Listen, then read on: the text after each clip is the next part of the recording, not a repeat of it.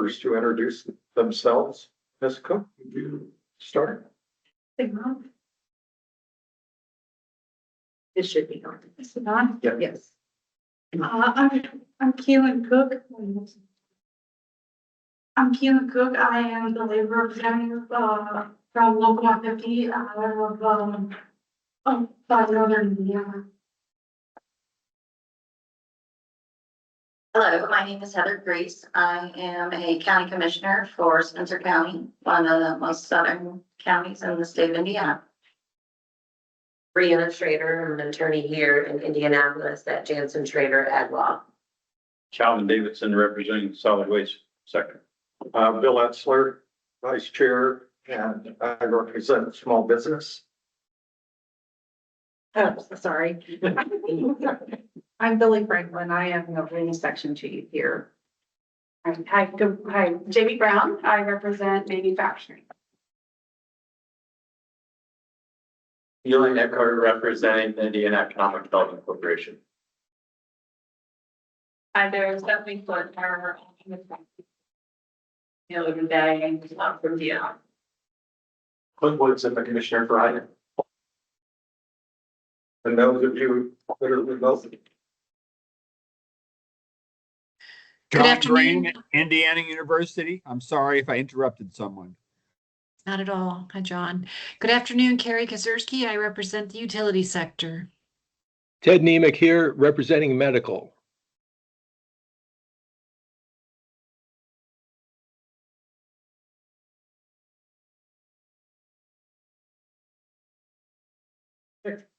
Thank you, everyone. We have a quorum present, so we can proceed with the meeting. Mr. Bump, would you cover the meeting logistics for in-person and remote participants, please? Thank you, Vice Chair Essler. Good afternoon to those attending the meeting online. All participants will be muted when they join the meeting, but participants will be able to address the board during the open forum portion of the meeting towards the end. We do ask you to identify yourselves when speaking. For those joining us via Teams, if you have a question or technical issue during the meeting, please use the raise hand or chat feature. Participants must only send chat messages to the host. To access the raise hand and chat feature at the top of your screen, depending on your device, you'll see a menu bar and you may have to touch the screen for the menu bar to pop up on a mobile device. At the beginning of that menu, there is a chat icon which you can click on to show the chat dialog box. You should also see the raise hand option. Please utilize the raise hand or chat features if you have any questions or comments, and you'll be called upon at the appropriate time. If any members of the media have joined us via Teams, please utilize the chat feature or email media at idem.in.gov if you have any questions. If you wish to speak during the rulemaking hearing portion of today's meeting, please fill out an appearance card using the link provided in the chat. You will be called on at the appropriate time to give brief testimony. Only meeting attendees who have filled out the form will be called upon to speak. For those in the room today, I would remind board members to please speak up so that everybody attending the meeting online are able to hear. And for those who may be answering questions in today's meeting, please repeat the questions prior to providing a response. I will now turn the meeting back over to our board vice chair. Thank you. Our first order of business today is approval of the summary of the minutes from May 7th, 2026 and June 15th, 2026 board meetings. Are there any additions or corrections? This is Ted Nemec. It just looked like there may be a minor issue with the dates at the top. That's about it.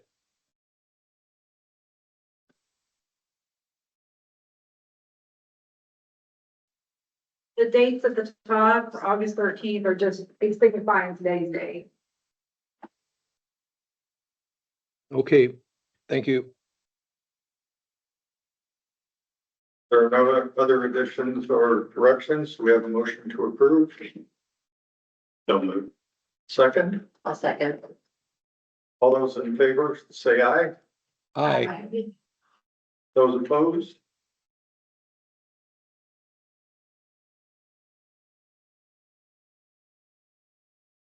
Motion is carried.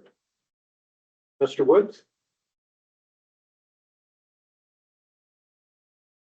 Thanks so much, Vice Chairman, members of the board.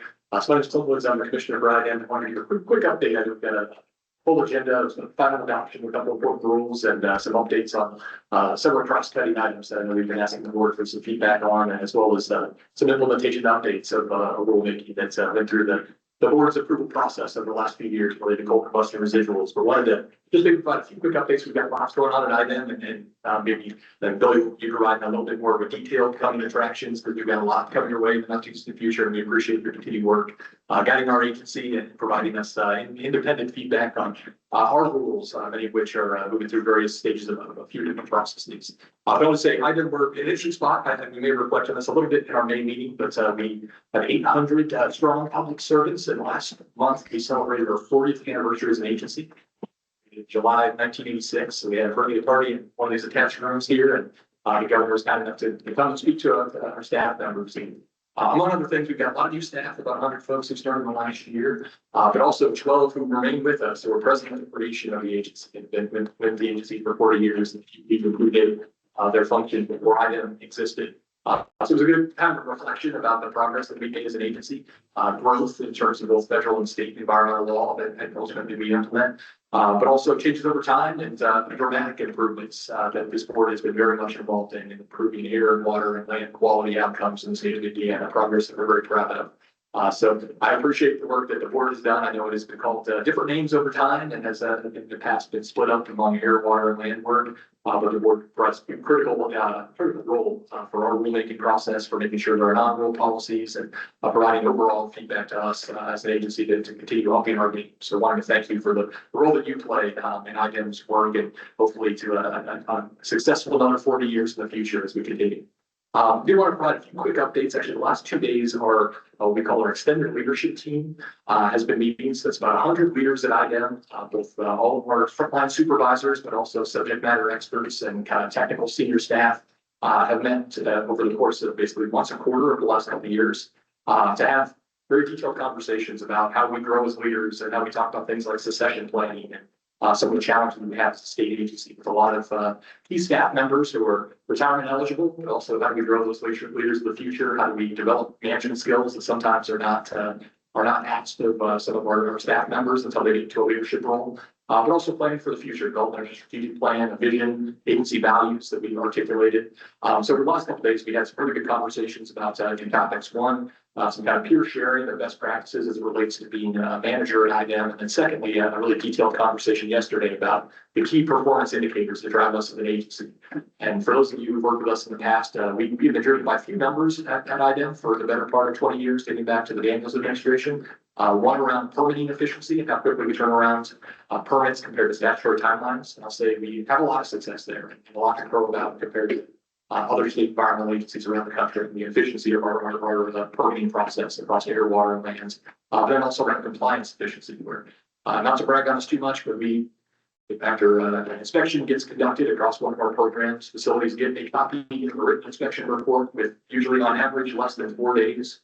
Our counterparts at EPA are trying to get their numbers down to 70 days, which will be a 50% reduction.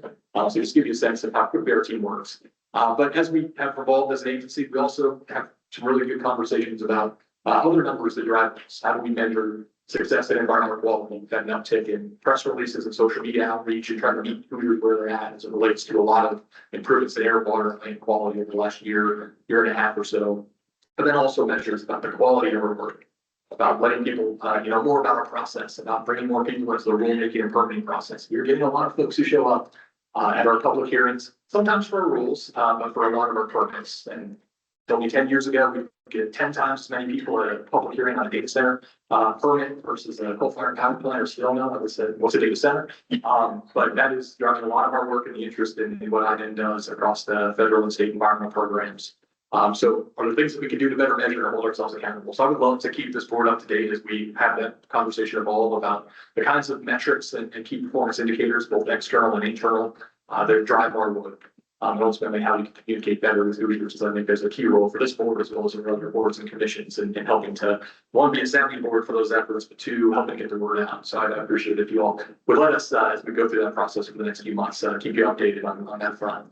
I'll say a few other things, just on the staffing side, we've got a couple new key team members and changes. So I think since our last meeting, we had Kristen Breyer, who's our new, kind of a newly created role as our Chief of External Partner Services join the agency. So she's overseeing a number of functions that traditionally have been different parts of the agency. We call them different things over time. Most recently, our Office of Program Support, previously Division or Office of Pollution Prevention and Technical Assistance, and work around voluntary compliance, but a lot of important work around environmental education, voluntary programs, confidential compliance and technical assistance, liaison roles for small businesses. We've also integrated the work of our agricultural and legislative liaisons, our electronic waste and recycling market development programs. So a lot of key functions at the agency, but don't necessarily fit perfectly into your water and land offices. So we're glad to have Kristen's leadership. She joins us most recently from the Ports of Indiana, but previously spent her career at both INDOT and then had a long tenure at IDEM earlier in her career. So we're glad to have her back leading that office. We also recently wished farewell to our Executive Director of Legislative and Intergovernmental Affairs. That sounds familiar. We keep losing great legislative folks, which is a great sign. But John Bain, who's been serving that role since earlier this year, was tapped just in the last week to serve as a commissioner of the Indiana Utility Regulatory Commission. So a couple of transitions for some of our key team members, and as I mentioned, a lot of new folks joining the agency, and also some recent retirements of some of our long tenured employees. That been good chance to wish them well, but also to get new folks aboard and a fresh set of eyes. I just want to provide a few very quick updates on a few of the cross-cutting items I think we mentioned the board before. And I don't want to step on Billy's toes on some things that may be coming your way, but we are continuing behind the scenes very actively around a pretty comprehensive review of the Indiana Administrative Code that IDEM oversees and ultimately the board is responsible for, pursuant to some of Governor Braun's executive orders. We'll be starting with water and then moving to land and air over the next 2 to 3 years. With a lot of modernization, cleanup, making sure that our rules match up with state law, making sure that there's opportunities to do things smarter because we have, electronic tools or perhaps reporting requirements that were a little bit excessive where we've learned things over time. But a lot of attempts to clean up some of the books there. And I think you'll see with water a number of good examples. Some of these correspond to recent legislative changes that we're implementing as of July 1st. For several bills, but including our major modernization of state law on Title 13, which was Senate Rolled Act 277. But a lot of activity in that space. We're really excited to be fairly large rule packages, so we appreciate your patience to work through those in the process with the ERB. But as I've joked with you all before, I think there's an assumption that if you're getting rid of a regulation, it's got to be way easier than promulgating a regulation, and usually it's the same, if not more, effort to make sure that you're cleaning up the books in a way that makes sense. We have a similar effort underway with our non-rule policies, which are, sometimes quasi-regulatory documents, but often provide guidance to how to navigate our rules or state legal requirements. We have about 100 of those on the books. Some of them are pretty dated. So we're going through a process right now. As you all may recall, our non-rule policies are ultimately go through kind of a 45-day review by this board. So we're looking at consolidating, updating, in some cases eliminating some of those policies to hopefully help streamline that. I think we'll end up with probably closer to half of the number we currently have, and a lot of the ones that date back a while will be consolidated. We'll be presenting those to you in, I think, meetings later this year.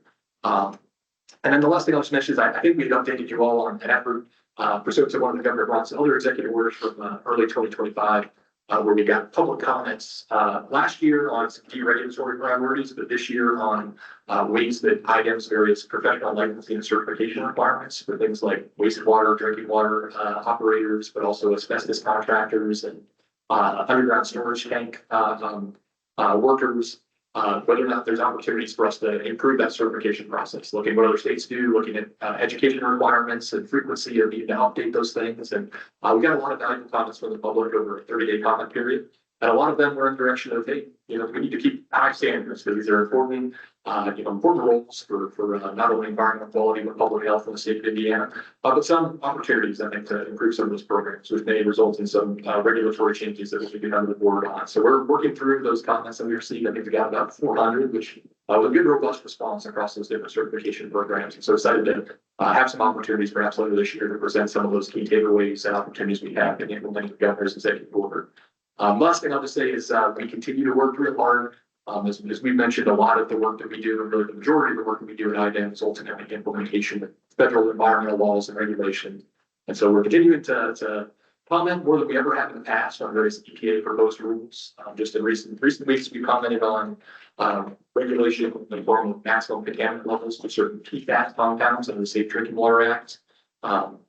Rules related to state implementation plans for ozone, and allocation that are also reclassified.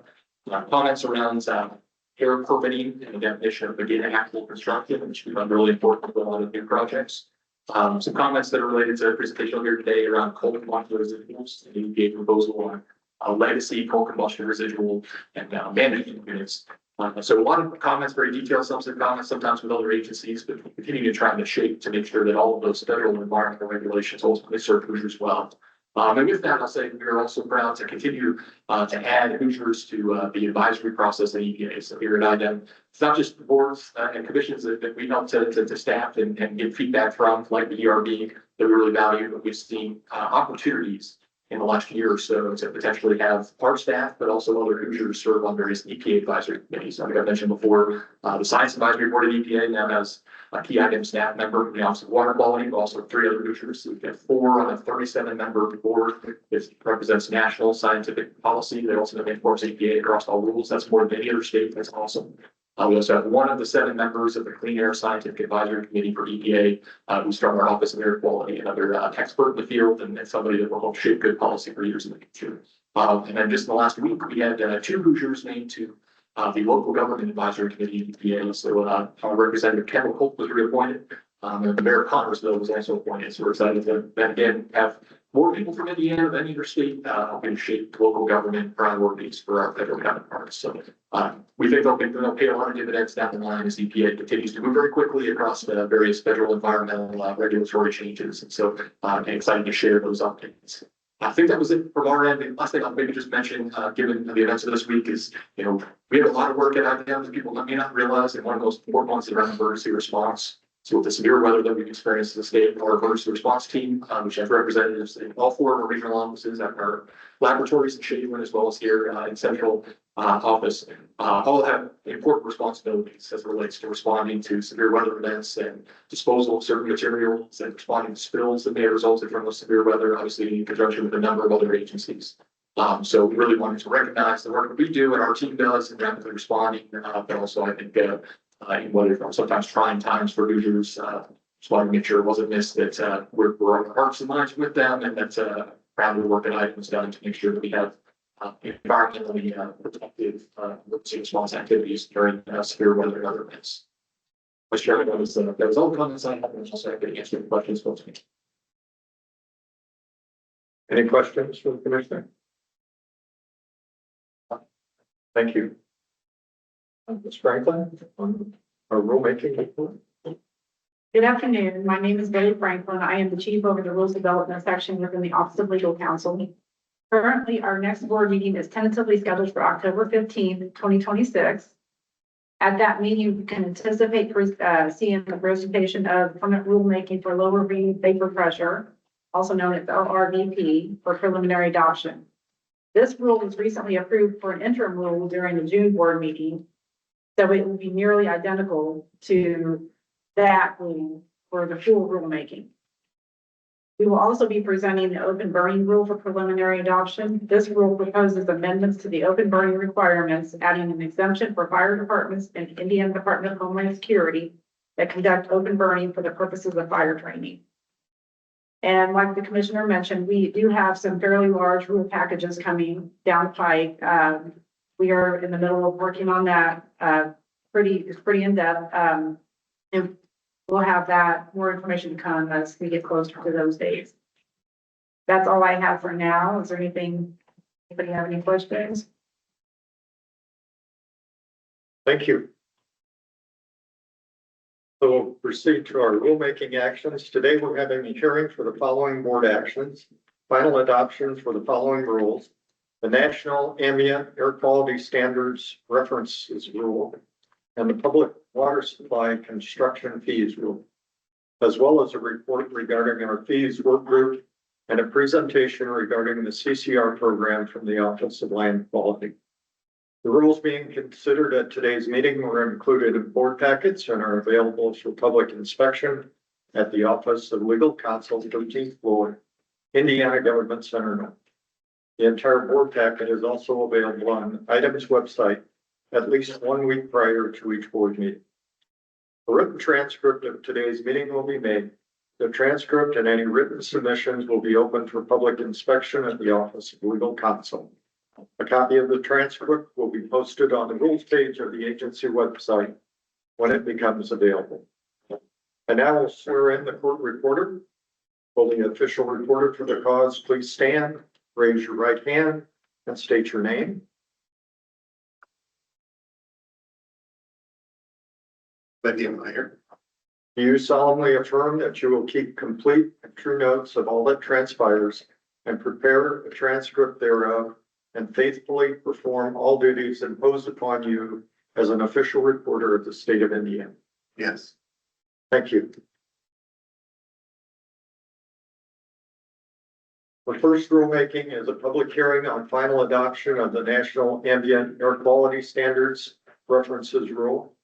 This is a public hearing before the Environmental Rules Board of the state of Indiana concerning the final adoption of the rule. The Indiana Department of Environmental Management is proposing to add and amend rules at 326 IAC 1 and 326 IAC 6-5-1 concerning updates to the National Ambient Air Quality Standards references in IDEM's permitting rules. Since preliminary adoption, IDEM needed to make a minor change to the language in 326 IAC 6-5-1. That change was described in detail in the rule information sheet. In short, instead of referencing federal designations, this rule section needs to reference old air quality designations currently found in the rule that no longer exist in federal law. The change fixes an oversight and maintains the rule's status quo. The notice of public hearing, comment period, regulatory analysis, and the first public notice of hearing was posted on February 18th, 2026, and the second public notice of public hearing posted on May 20th, 2026. I will now introduce Exhibit A, the proposed rule, into the record of the hearing.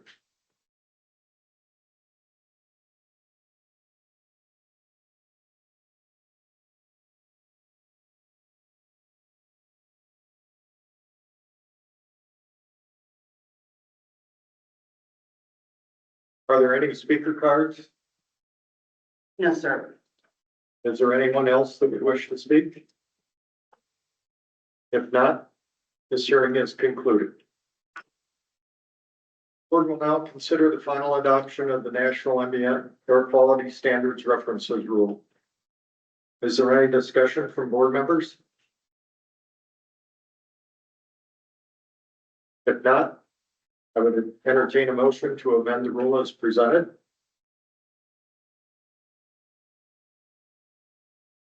So moved. Second, A second. You. Motion to amend the rule as presented as a motion and a second. We'll do a roll call vote. Mr. Eckert? Yes. Mr. Davidson? Yes. Ms. Kozerski? Yes. Ms. Schrader? Yes.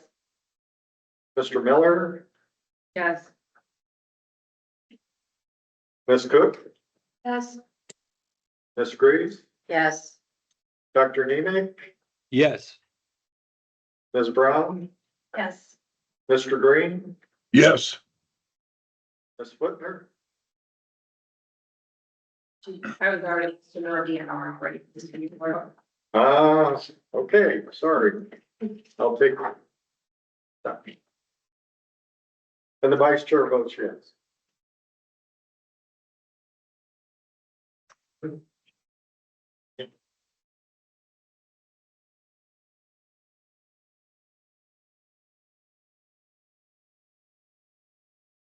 Okay, it's 12-0. Motion is carried. We now need a motion to adopt final rule.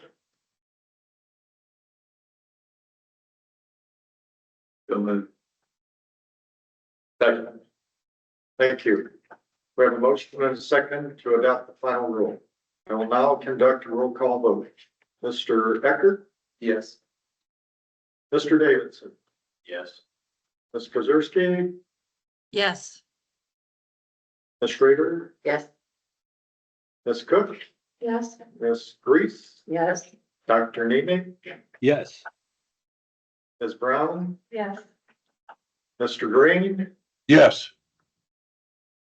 Chairman Graham, Yes. and Vice Chair Etzler votes yes. Ms. Whitner, Yes.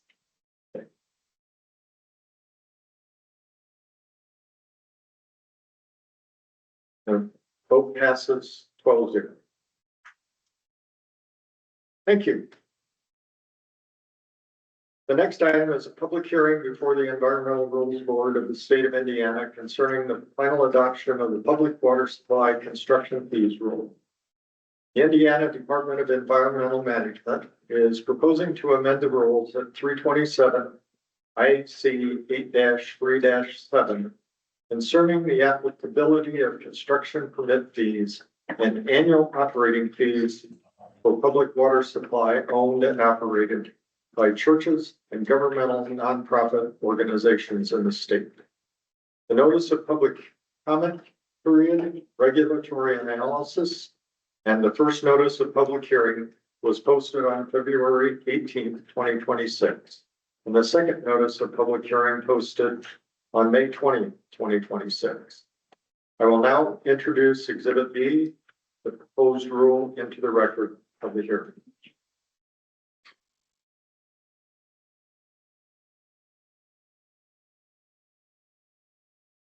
Do we have any speaker cards? No, sir. Is there anyone that would wish to speak?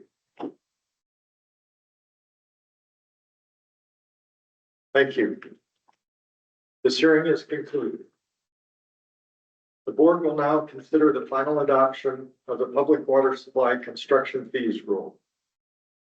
Is there any board discussion? Hearing none, I will need a motion and a second to final adopt the rule as presented.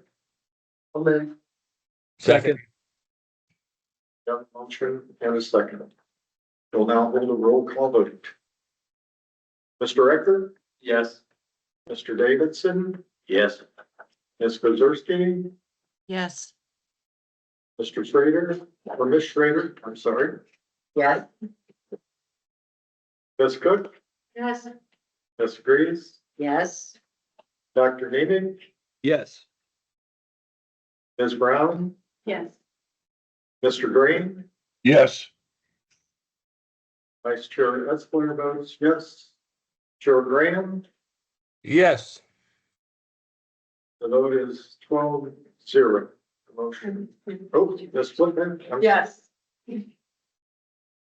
motion is carried 12-0. Thank you. We now move to non-rule actions. The work group update.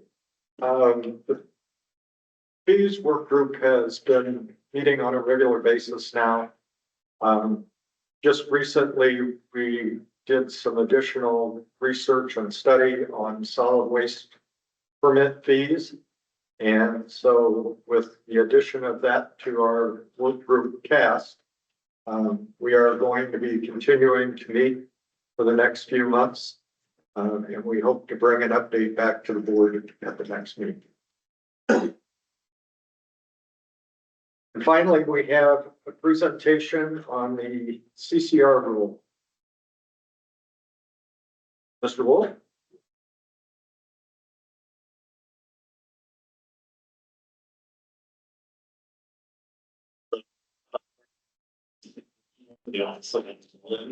And today, Lucy Hummel and Thomas Crickey from our permits group. We also have Lori Freeman here, who's the expert in compliance on this.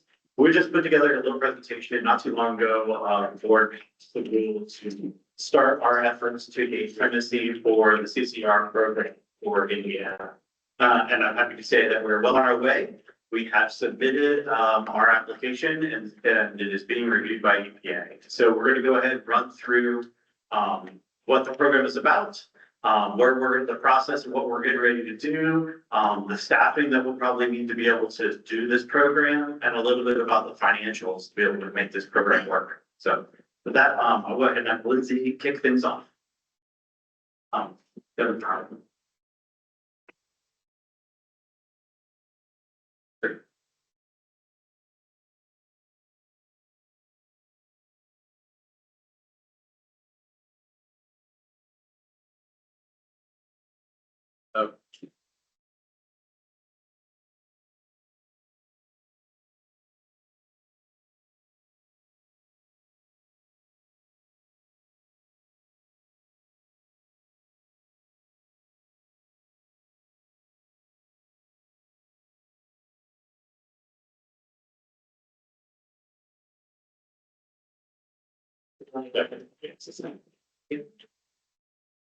Hi, it's Ryan Student. I'm Lindsay Hall. Thank you for having us today to present some progress of our state current program planning.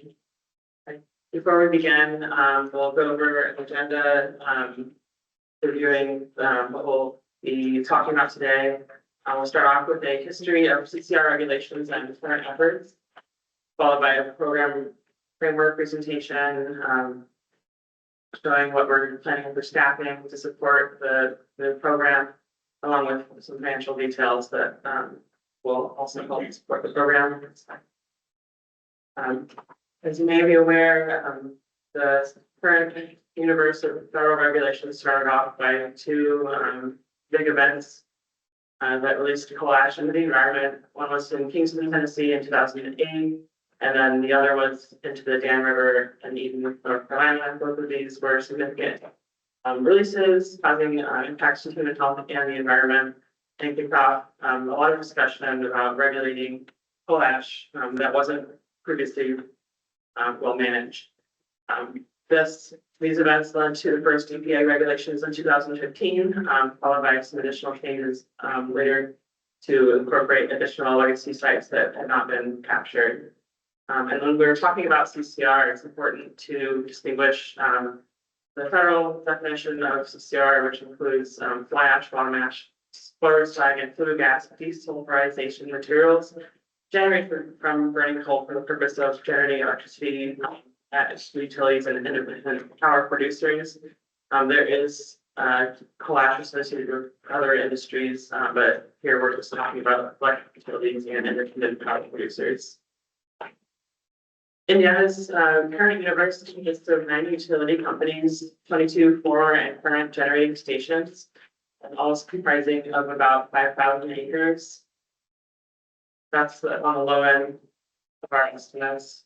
And this includes 13 CCR landfills, 64 surface impoundments, and 18 CCR management units. We have firm numbers, of course, on the landfills. However, the impoundments and CCR management units might vary slightly over time as the federal rule evolves. So, how has India treated CCR? And along with the EPA, we close to the EPA's implementation of their new rule, we adopted emergency rules incorporating CCR impoundment requirements into our solid waste rules. We then updated our solid waste management plan, which announced our intent to create a CCR permit program.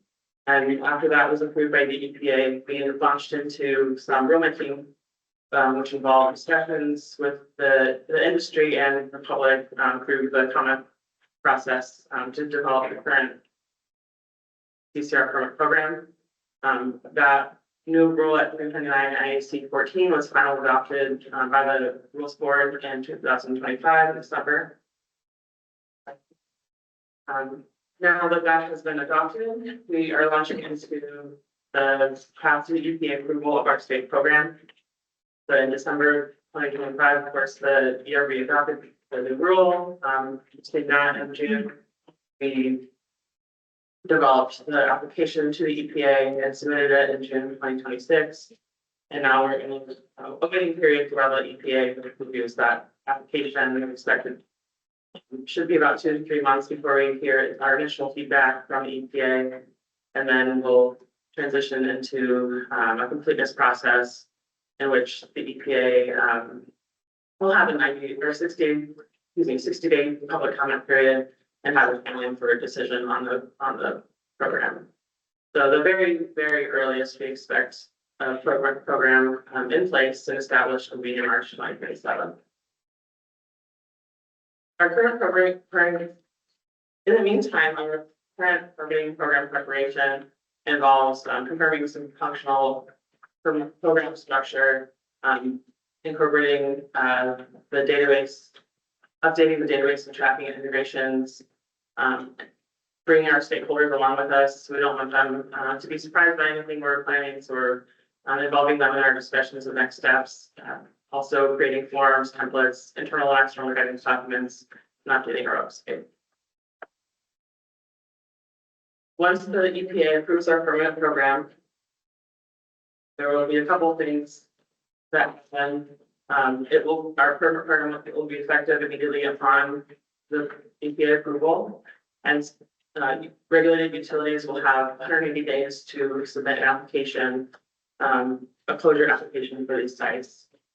So during that time, after submittal, the item staff will review those applications. There'll be a public participation process, reviewing those permit applications involving public comment, meetings, and hearings. Sites with previous item approvals that also fall under the new program will also need to apply and be reevaluated to make sure that they are in compliance with the permit program. And then our permit program will also introduce timeframes that our previous reviews had not had associated with them. So those will closely mirror the solid waste landscape. To introduce our program framework and how we'll tackle all this new work on this page, our permits branch section sheet, they talk about this. Thank you, Lindsay, and everybody. My name is Thomas Brady, and I'm going to be going over our proposed program framework, so practically how we're going to accomplish our duties here. So start with a very simple statement. We'll be forming a new section within the permits branch to unify the CCR focused staff with staff currently handling other similar functions. So as Lindsay mentioned, we will have statutory and rule requirements for our timeframes, and listed them in there again, specific from the rule, 365 days. Once we get a new application. So again, as Lindsay mentioned, we're going to have 22 applications roughly with 77 sites included in them. And we'll get them within 180 days of our program, which we make in March. So that's going to get here faster than you think. So we'll need to be prepared to handle that. And handle that, we'll need resources from a few categories. So we'll need geology for groundwater, usually monitoring systems and groundwater remedies. We'll need engineering resources in the bucket of design criteria. Lots of things fall into this, but the main things could be liners, leachate collection, and structural integrity. And then to support these activities, we'll need some permitting resources, primarily project coordination and permit writing. So in summary of those, we'll need geologists, engineers, permit managers, and some local management. Sorry. Okay, so we're currently managing CCR reviews with staff who are handling other responsibilities, some of the 10, 12 other programs that we manage in the branch. And by attempting to do both at once, we're having turnaround time delays that are experienced by the people submitting these closure plans. And so without additional staff in this new paradigm, we're going to have a strict time frame. We will be unlikely to consistently meet that 365-day requirement with our current staff levels. So going back to that second part of that statement, which were other similar things like CCR, and by that I mean solid waste in place that either needs to be managed or cleaned up or somehow tracked. And one of those is our OUT program, and OUT stands for antique landfills. And you can see in that map on the left, there's spread out all the way through the state, and also for that paragraph that we have far more antique landfills than our other types of landfills that are currently running through our IC 327, 327 IC 10. And an antique landfill can be something that came into existence before our current rules were promulgated, or several other avenues. And then, oh, sorry, go back. Sorry. On the right there is just an example of what one of these antique landfills might look like. That's something we affectionately call it leachate waterfall coming up the side of the hill. So there is a need here to manage these out sites for the next meetings. And this program has been going on for a little while. There's a few examples of some of the things that it can accomplish. Primarily on the left-hand side there, there's the Ben Mars dump, which is in progress, being modified so it's going to be fit for purpose to be Origin Park, which is a surprisingly a water park. But then also at current past successes like the Greenfield dump, where there was an area affected by an antique landfill that was either cleaned up or managed in a way that can allow for an expansion of the Greenfield wastewater treatment plant, which is a necessary thing in this program allowing that to happen. Another program that falls in this bucket is our impoundment of the dump closure program.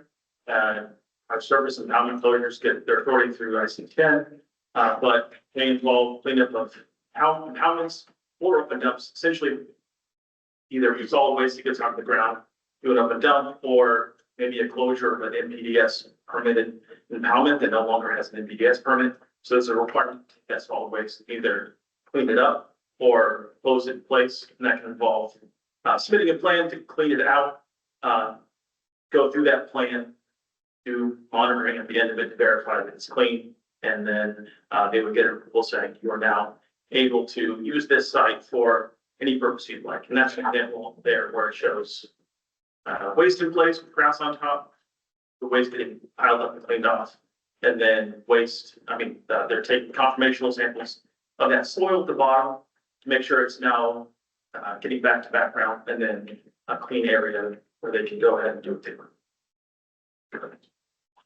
And then there's a group of other tasks that I just put in the rest.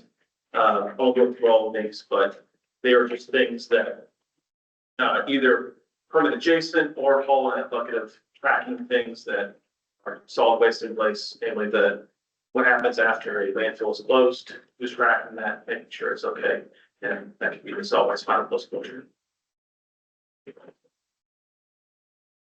So to accomplish those tasks, we're asking for engineers, for geologists, for managers, and a section sheet.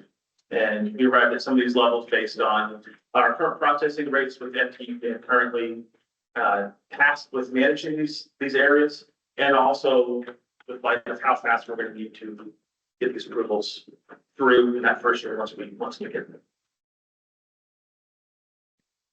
So if we're asking for more staff, the question is, where do they go? And as you can see, these are some of the sections we currently have that sense to put the staff. They're already at least 10 or more, and it doesn't make sense to make it really larger. It's great management issues. So that was our indication to proposing a new section entirely. So in summary, we're proposing to create a new section that will focus on CCR, but also combine like tax that where you can find some efficiencies, give these really important programs a home where they can live alongside something that will keep them going, and that will find some efficiencies by adding them together. And the primary focus will be on adding new staff, but there are some staff we can move over based on the current situation. And then timing, really as soon as we can, but we have a few HR things we need to go through before we get started, but no exact time frame, but as soon as we can. You know, right. Thank you, Doug. So we're talking about, the ever important and overarching funding issues that go with this. So one thing, Indiana did get some funding from EPA in order to stand up our program. It's called STAG, State Technical Assistance Grants.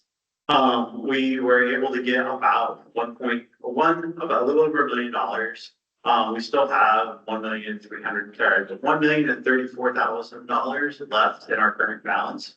The allowable uses for the money, it's very restricted at this point in time. So until we actually get primacy of the program, our ability to use this funds is very limited. So we can use it to pay staff to do rule development. We can pay staff on the application, and we can do some training of staff that are currently there. But we don't have a program, we have very limited staff that are qualified to be able to use that funding to get trained. So, once we get primacy, we have a lot more leeway on how we can use that money. We can pay staff to do the permits, we can pay them to get trained, and we can buy equipment and cars and other things that we might need to do to be able to get the program up and running. So, we estimate, with the number, using the numbers that Thomas shared, we estimate that we'll spend about $1.3 million in expenditures per year to be able to stand up this program. Roughly $200,000 for inspectors. We believe that we can maintain our current inspection workload or inspector FTE level and encompass the new inspections with that staff. They'll just create a little extra time for them to be able to get done. So that's where the 203,000 comes from. About 368,000 engineers, 335,000 for geologists, 304,000 for our permit writers, and about 128,000 for section chief. This is salary plus fringe benefits that go along with it. We will have other costs, especially startup costs, being able to get the proper equipment for us to be able to go out and do the sampling and the reviews that we need to do. We'll have a lot of new staff. Some staff will probably come in with some experience, other staff will need lots of training. To get training, there's not a lot of training in the state of Indiana. We'll probably have to send them other places. That gets expensive. And a lot of these trainings are very expensive, costing in the thousands of dollars.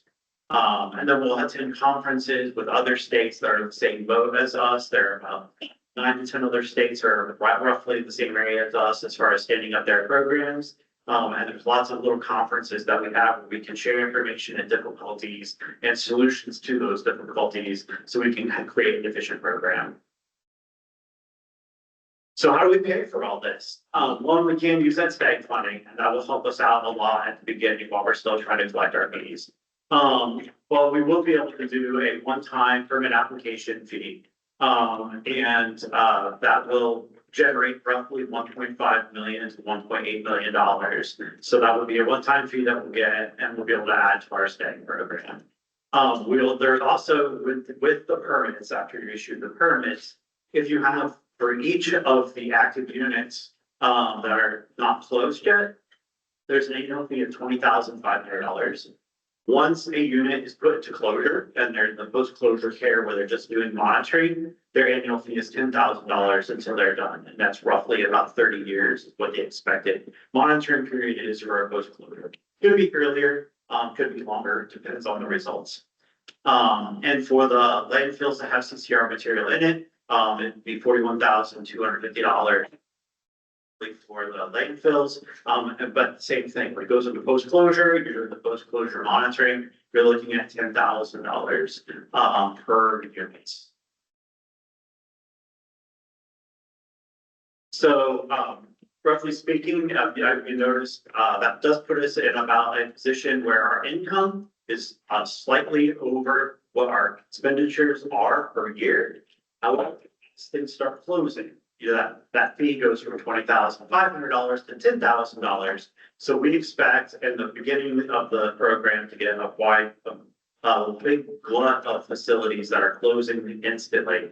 So those fees will drop pretty quickly. And so over time, we'll have to reevaluate because our income will be going down. Do we still need the amount of staff that we have at the startup to maintain that, or do we be able to cut staff?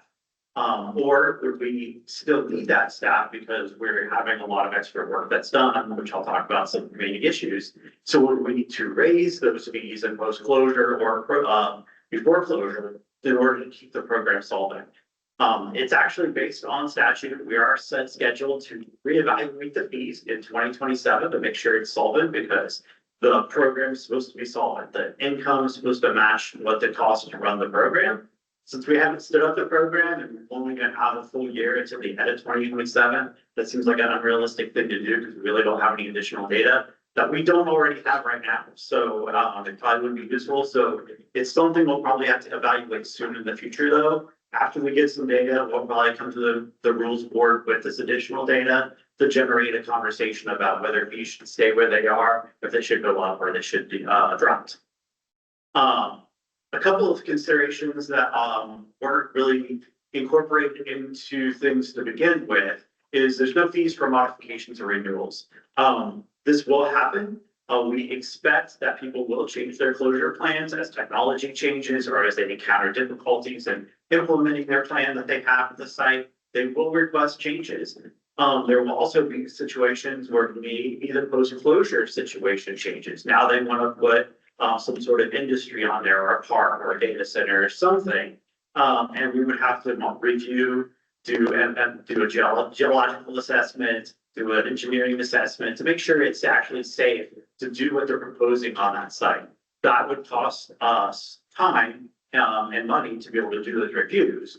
But right now, there are no fees from the regulated community to cover the review and approval of those modifications. There is also, I can lump this into the legacy rule, which is being changed multiple times at the federal level. There's also possibilities of other federal changes and how that affects our program. With the legacy rule, what the legacy is there are a lot of inactive impoundments at inactive facilities that were originally carved out of the CCR. EPA in 2024 changed that. They added in a lot of them.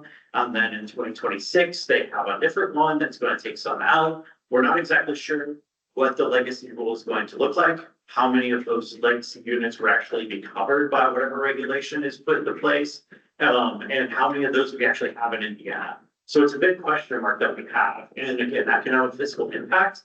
Because if we're required to close them, we would have to have staff time, they have to get a permit application, we have to do the review. And right now, there's no real mechanism to collect a fee for those under the legacy rules. So that'd be something else we might be going to the board to, once we have a better idea of what direction we need to go, what we would need to do.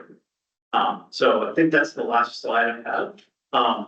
We gave this presentation, the first time we gave it, it took us an hour and a half to get through all the things we put this way down. So I'm sure there's a lot of things we cut out to try to abbreviate it to get in here. Because I didn't think you guys wanted an hour and a half presentation into the weeds that deeply, but we do have a lot of experts here that can answer any questions. So if you guys have any follow-up questions for us, we'd be happy to answer them.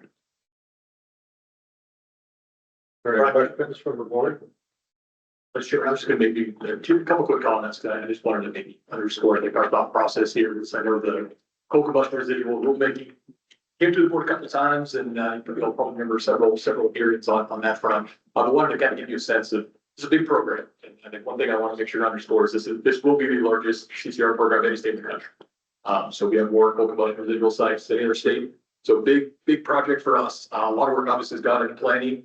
And you know, I think we were blessed with an interest from General Assembly a couple of times in updating state statute and then ultimately under the rulemaking. But obviously a lot that happens on our end. So I want to give you a sense of kind of the tip of the iceberg that happens once the rulemaking process is finally adopted by this body, especially for a new program like this being taken over from our federal counterparts.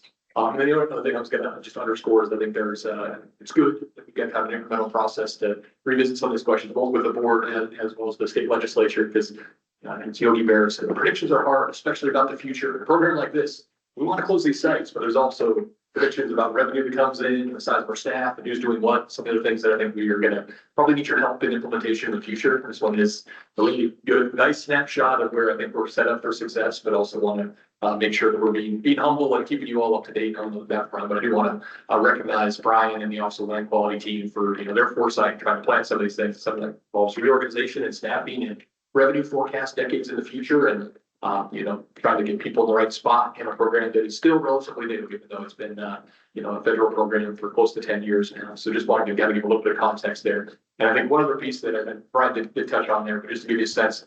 One other thing that we were advocating very strongly, not only for this program, but when EPA provided those state tribal and assistant grants, in this case under what's called the WIN Act to states, basically any state that raised their hand got 1/50th or whatever the denominator was of the money for rural development. That doesn't make sense in my mind, in a world in which we have, in some cases, orders of magnitude more sources or units that we're going to be responsible for regulating. So we have opened up lines of communication and talked with EPA. This is also common to a lot of the formulas for which grants are given to states under the Clean Water Act, Clean Air Act, State Drinking Water Act, and Resource Conservation and Recovery Act. That is a state with a very large number of industrial sources, very manufacturing intensive, but relatively low population. We get the short of the stick on all this stuff.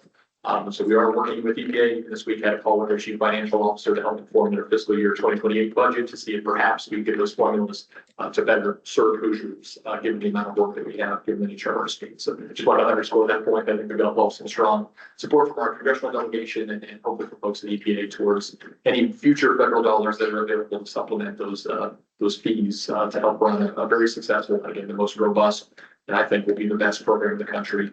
So only 6 or 7 that have been at least preliminarily approved from EPA so far, and I think we'll be hopefully 8th on that list, but number 1 in terms of high quality and statewide impacts. Just wanted to provide a little bit more color commentary from what I thought was a very good presentation. We'll defer to any other questions at first. Thank you. Are there any questions? Mr. Davidson? Thank you. The fees. Now, people don't ask about fees. What they do, right? Are those new fees or an increase in existing fees or? So those are new fees. They are in statute. And then they're in the rule. Right. Yeah. So some are in rule and some are in statute.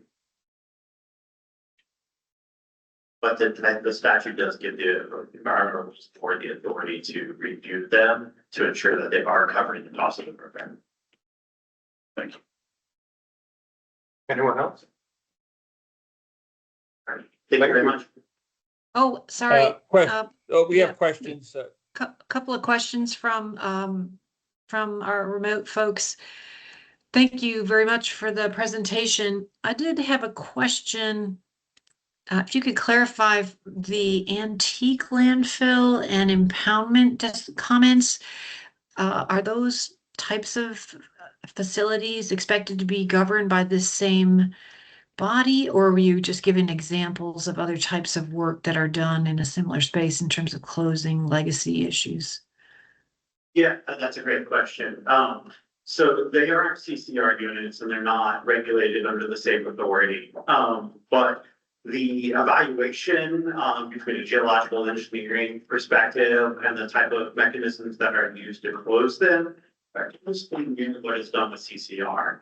And so for us, instead of just trying to create a CCR section that was 100% focused on this, we figured we'd use the overlap and efficiencies to try to cover a lot of other things as well. So we try to pool our resources. It would also give us, as a permitting group, some succession planning opportunities. So if we had people cross-trained in multiple program areas doing similar things when we have staff leave, which tends to happen, especially with our highly technical staff of engineers and geologists, that we would not be stuck with trying to review a permit or get a closure done with no staff. And so the idea was to try to cross-train and kind of pool our resources to be able to cover this. But the amount of effort, the level of effort, what we presented is what we would intend to do for just CCR. It was just those people also have other things. Does that answer your question? Yeah, it does. Thank you. I just wanted to clarify that. Thank you. Sure. Yes, I have a question about scaling of the staffing for this program. Dr. Gray. Can you hear me? Yeah, we're good. Yes. So my question is, when I came to Indiana in 2008, 94% of the electricity generated in the state was generated through coal combustion. Over the last 15 to 20 years, that's steadily declined. The last measurement I saw had it at around 42 or 44%. And presumably, this is related to the decline in prices of natural gas and the growth of renewables in the electric generating sector. So one of the things that's in the back of my mind is, well, how much how much more coal combustion and residuals is there going to be over the next decade as the industry gradually moves away from coal as a significant source of power generation? So in the scaling that you're thinking about, what are you assuming about the next 10 years, the amount of actual coal combustion and electricity, how much of that is actually going to go on and how much of this is going to be needed? I do realize that there are sites that are already existing that are not going away. So you have to be monitoring those definitely. But what are you assuming about what's happening in the future, the next 10 years or so, about use of coal and electricity generation?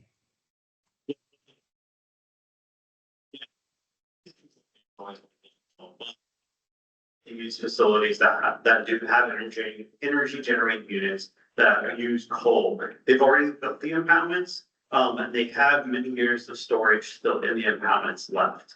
And so we don't anticipate a lot of new impoundments being built, but if they do, we would have to add them into the program. Most of the facilities that we're looking at, those 77, so we know of 77 impoundments in the state of Indiana already. And that's primarily what we're looking at, addressing with this permitting program, are the 77 that are there, and the ones that are being used. So we won't be predicting the adding of additional ones. Whatever ones are added, we would add into the program. But for now, we're really evaluating the use of coal and the percentage use of coal, because the storage should be there for the current forecasts. Brian, this is an area that we've been actively tracking, both because a lot of the recently proposed EPA rulemakings ultimately have an impact and also have compliance pathways depending upon when some of those legacy coal units are continuing, things like steam electric effluent limitation guidelines under the Clean Water Act. And some others, and then we've had some changes recently, both changes in announcements about retirement dates for certain coal units. And I think generally we're probably being pretty marginal if we're talking, a few years, and in terms of the volumes that ultimately would be addressed. And most of those closure plans, we'd probably be looking further out in the future for anything that's currently operating, and probably less relevant whether it's a 2028 retirement date or a 2030 retirement date. There is a lot of change happening there, including at least two of our coal-fired power plants in the state receiving Section 202C orders of the Federal Power Act to continue operating beyond their announced retirement dates in both Schaefer and Coley. And then actually Attorney General just the last couple of weeks has intervened related to the coal units in Rockport as well. So that's an area we're definitely paying close attention to, and I'm sure it probably will have a small impact on some of those anticipated dates and need for revenue, but probably not dramatically for the near term. Kind of lowest hanging fruit of closure plans I think we've seen in the first few years of the program. Yeah, I do think it's worth noting too that the use of CCR materials changed dramatically over time. Many parts of the coal combustion and residuals are now recycled or used in other products, cement, gypsum board, other things. And so there's a monetary value to some of this waste so it doesn't go into these impoundments anymore. So the durable life of these impoundments is extended because not nearly as much of the material actually goes in. And there could be some, the program we're trying to develop to allow for if people want to open these things up and mine them, that would be another modification type of situation where they may be able to remove some of this material and use it as in the formation of cement or other type of things. So yeah, it's a good question. Again, that just adds to the complexities of us predicting as well. Thank you for your responses. Are there any other questions? Thank you. So this is an open forum. Is there anyone that is interested in addressing the board? Okay, thank you. The next meeting of the Environmental Rules Board will be October 15th, 2026 at 1:30 in conference room A of the Indiana Government Center South. The meeting date is tentative and subject to change, and we will keep everyone updated when the meeting is confirmed. We have a motion to adjourn. So moved. Seconded. Meeting is adjourned.